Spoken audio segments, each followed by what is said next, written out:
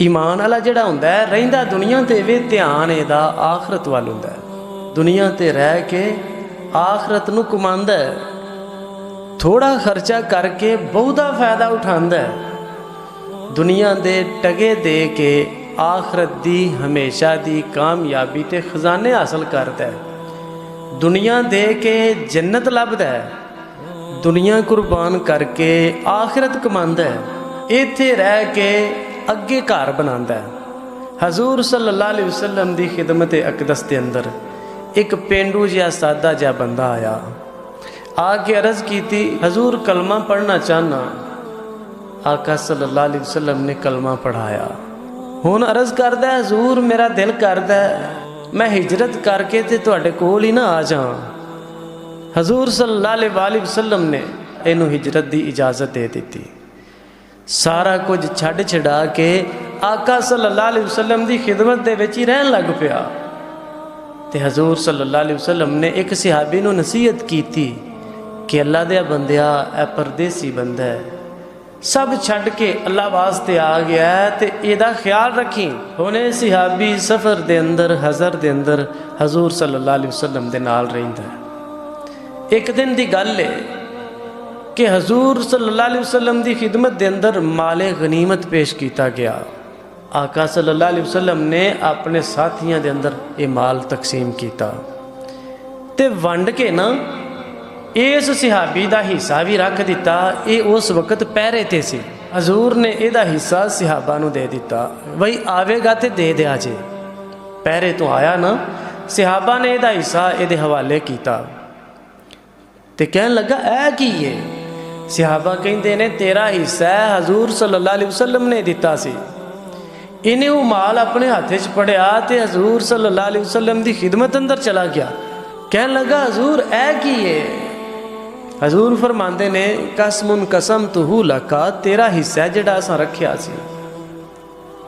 साडे वर्गा हुंदा ते आंदा बस ये ना बड़ी मेहनत कीती है ते मिलिया की है। लेकिन नहीं, ये दुनिया ते रह के आखरत बनाने वाले लोग सन।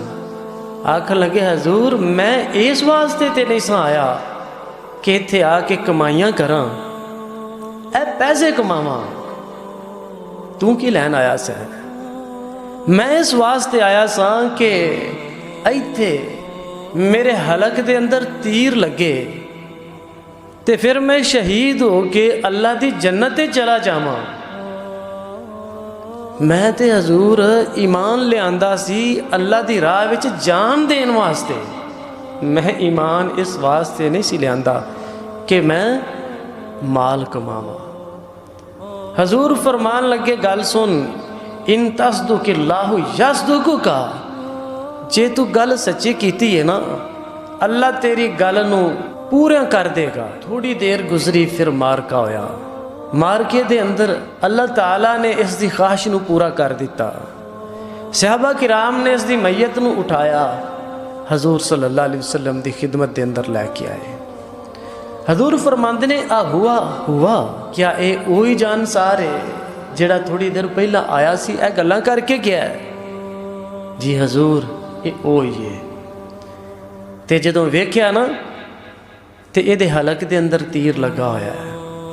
हजूर फरमांदे ने भाई इस बंदे ने सच्ची गल कीती सी ते अल्लाह ताला ने लाज रख लईए इहदे सच नूं साबित कर दिता है।